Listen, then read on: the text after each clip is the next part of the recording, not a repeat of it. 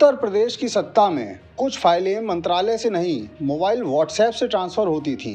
कुछ पोस्टिंग ऐसी थीं जिन्हें पाने के लिए काबिलियत की नहीं, कनेक्शन की जरूरत थी। और जहां कनेक्शन होता है वहां कमीशन अपने आप आता है।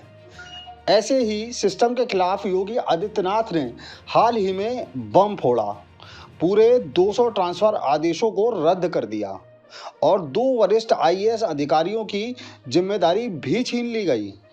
अब ये सिर्फ ट्रांसफर नहीं, ट्रैफिक कंट्रोल है उस भ्रष्ट सिस्टम पर जहां पोस्टिंग ही सबसे बड़ा धंधा था। उत्तर प्रदेश में कुछ विभागों में पोस्टिंग का रेट लिस्ट तय था। अखिलेश यादव ने तंज कसते हुए कहा, ये सरकार नहीं रही, ये ट्रांसफर इंडस्ट्री बन गई है। स्वास्थ्य विभाग, एक्साइज, पीडब्ल्यूडी, स्टैंप, पंजीकरण, हर जगह पोस्टिंग के नाम पर पैसे की सरकारी बोली लगती थी। कहते हैं पैसे सिर्फ लखनऊ या नोएडा तक नहीं रुकते, विदेशी अकाउंट में जमा होते हैं। जैसे यूपी सरकार का नाम बदलकर स्विस ट्रांसफर प्राइवेट लिमिटेड कर दिया गया हो। अब सोचिए, सीएम कोई ट्रांसफर पास नहीं कर रहा, लेकिन एक वर्ग ऐसा है जो रातों रात आदेश जारी करवा रहा है। किसके कहने पर, किसके प्रभाव से? तो जवाब साफ है, वो गुट जो खुद को सरकार से बड़ा समझता है। सीएम ने अब उस गुट को साफ संदेश दे दिया है। यूपी में सत्ता अब गोमती किनारे से चलेगी, दिल्ली से नहीं। 2027 विधानसभा चुनाव आने वाले हैं और इस ट्रांसफर उद्योग को बंद करना सिर्फ भ्रष्टाचार मिटाओ मिशन नहीं है, ये एक राजनीतिक युद्ध जिसमें फैसला होना है कि अगला मुख्यमंत्री कौन होगा। सीएम खुद नहीं चाहते कि कोई बाहरी नेता या उनका करीबी अफसर ट्रांसफर पोस्टिंग के जरिए अपनी खुद की सत्ता खड़ी करे, क्योंकि यही सत्ता बाद में उनके लिए चुनौती बन सकती है। यूपी की सत्ता का सबसे दुखद पहलू यही है, जो चेहरे बाहर से समर्थन देते दिखते हैं वही अंदर से घात भी करते हैं। कुछ चेहरों ने एक समय में सरकार के नाम पर अपनी डीलिंग कंपनी खोल ली थी। फॉर्मूला था ट्रांसफर का रेट एक्स विभाग, एक्स जिला, डील लॉक, लाभांश ऊपर तक। लेकिन जब योगी ने इन ट्रांसफर ऑर्डर्स को रद्द किया तो पूरा सिंडिकेट हिल गया। अखिलेश यादव ने इस मुद्दे पर सबसे बड़ा हमला किया। ये सरकार अब सिर्फ शासन नहीं, संगठित लूट का प्लेटफॉर्म है। उन्होंने आरोप लगाया कि पैसा पोस्टिंग से बनता है और वो पैसा घरेलू उपयोग में नहीं, सीधे विदेश जाता है। मायावती ने भी सीधी बात रखी, एसआईटी जांच होनी चाहिए। मतलब यूपी की पूरी प्रशासनिक व्यवस्था अब सीनियर अधिकारी नहीं, डील मेकर चला रहे हैं। आप सोच रहे होंगे कि ट्रांसफर रोकना एक प्रशासनिक कदम है। नहीं जनाब, ये सीधा सत्ता के गलियारों की ताकत को चुनौती देना है। सीएम योगी ने ये बता दिया कि अब कोई ट्रांसफर हाई कमान प्रेम या भाईचारे से नहीं होगा, योग्यता ही एकमात्र रास्ता होगा। और यही बात सत्ता के कुछ हिस्सों को पसंद नहीं आई। अब जो लोग ट्रांसफर करके अपने अफसर फिट करा रहे थे, उनका असली मकसद था 2027 के चुनाव तक अपनी पकड़ मजबूत करना, एक नया चेहरा खड़ा करना जो मौजूदा सीएम के विकल्प के रूप में सामने आए।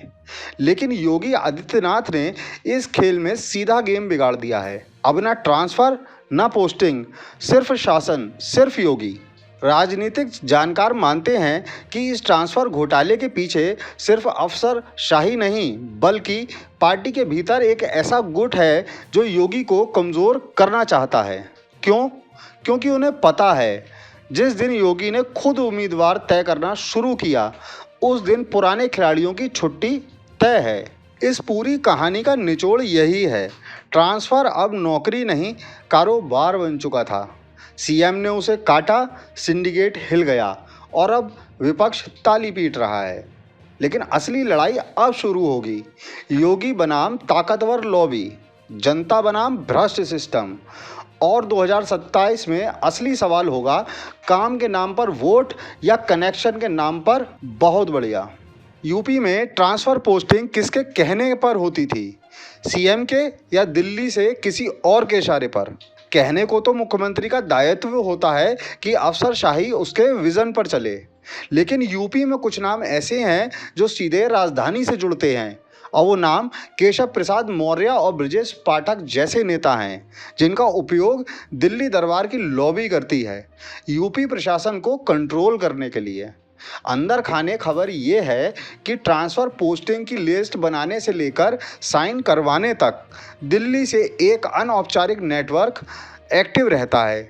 सीधा इशारा नहीं होता, लेकिन निर्देश साफ होते हैं। अब सीएम योगी आदित्यनाथ ने इस पूरे सिस्टम को ध्वस्त करने की रणनीति बनाई है। सिर्फ ट्रांसफ़र रद्द करना ही नहीं, बल्कि अब हर एक ट्रांसफ़र की जांच होगी। यह देखा जाएगा कि उस पोस्टिंग के पीछे किसका फ़ोन गया था, किसका नाम चला था और किसने अनुशंसा की थी। मतलब अब फैक्स नहीं, फेस स्कैनिंग होगी। कौन कहां से एक्टिव है, कौन किसके लिए काम कर रहा है और पैसा कहां जा रहा है, सब कुछ खुलेगा। दिल्ली की एक लॉबी जो आज भी खुद को सीएम निर्माता मानती है, वो सोच रही थी कि 2027 से पहले ट्रांसफ़र के जरिए अपने अधिकारियों को बैठाकर यूपी का अंदरूनी तंत्र अपने काबू में ले आएगी। लेकिन योगी ने ट्रांसफ़र कैंसिल कर उनकी पूरी रणनीति को ज़मीन पर गिरा दिया है। अब यही लॉबी बेचैन है, कहीं ऐसा ना हो कि 2027 तक योगी इतने मजबूत हो जाएं कि दिल्ली भी उन्हें रोक ना पाए। अब सोचिए, सीएम कोई ट्रांसफ़र पास नहीं कर रहा, लेकिन एक वर्ग ऐसा है जो रातों रात आदेश जारी करवा रहा है। किसके कहने पर, किसके प्रभाव से? तो जवाब साफ है, वो गुट जो खुद को सरकार से बड़ा समझता है। सीएम ने अब उस गुट को साफ संदेश दे दिया है, यूपी में सत्ता अब गोमती किनारे से चलेगी, दिल्ली से नहीं। 2027 विधानसभा चुनाव आने वाले हैं और इस ट्रांसफ़र उद्योग को बंद करना सिर्फ भ्रष्टाचार मिटाओ मिशन नहीं है, ये एक राजनीतिक युद्ध जिसमें फैसला होना है कि अगला मुख्यमंत्री कौन होगा। सीएम खुद नहीं चाहते कि कोई बाहरी नेता या उनका करीबी अफसर ट्रांसफ़र पोस्टिंग के जरिए अपनी खुद की सत्ता खड़ी करे, क्योंकि यही सत्ता बाद में उनके लिए चुनौती बन सकती है। यूपी की सत्ता का सबसे दुखद पहलू यही है, जो चेहरे बाहर से समर्थन देते दिखते हैं, वही अंदर से घात भी करते हैं। कुछ चेहरों ने एक समय में सरकार के नाम पर अपनी डीलिंग कंपनी खोल ली थी। फॉर्मूला था ट्रांसफ़र का रेट एक्स विभाग, एक्स जिला, डील लॉक, लाभांश ऊपर तक। लेकिन जब योगी ने इन ट्रांसफ़र ऑर्डर्स को रद्द किया तो पूरा सिंडिकेट हिल गया। अखिलेश यादव ने इस मुद्दे पर सबसे बड़ा हमला किया। ये सरकार अब सिर्फ शासन नहीं, संगठित लूट का प्लेटफॉर्म है।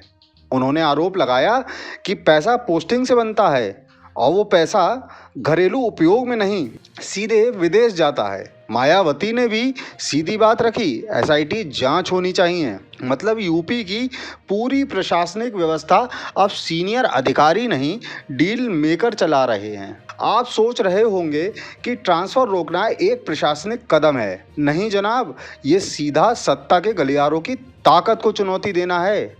सीएम योगी ने ये बता दिया कि अब कोई ट्रांसफ़र हाई कमान प्रेम या भाईचारे से नहीं होगा, योग्यता ही एकमात्र रास्ता होगा। और यही बात सत्ता के कुछ हिस्सों को पसंद नहीं आई। अब ट्रांसफ़र नहीं होंगे, अब जवाबदेही होगी। अब पोस्टिंग नहीं बिकेगी, अब जांच होगी कि कौन बेच रहा था। अब सिस्टम नहीं बिकेगा, अब सिस्टम देखेगा कि किसने सिस्टम बेचा। योगी आदित्यनाथ अब सिर्फ प्रशासन नहीं, भ्रष्ट लॉबी की रीढ़ पर वार कर रहे हैं। और ये लड़ाई सिर्फ अफसरों की नहीं, पूरे सत्ता समीकरण की है, जिसका फाइनल मैच 2027 में होगा। तो दोस्तों, क्या अब यूपी में ट्रांसफ़र माफिया का अंत हो चुका है?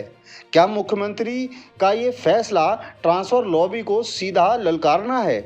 और क्या 2027 से पहले दिल्ली और लखनऊ की ये खींचतान बीजेपी के भीतर सबसे बड़ा टकराव बन सकती है?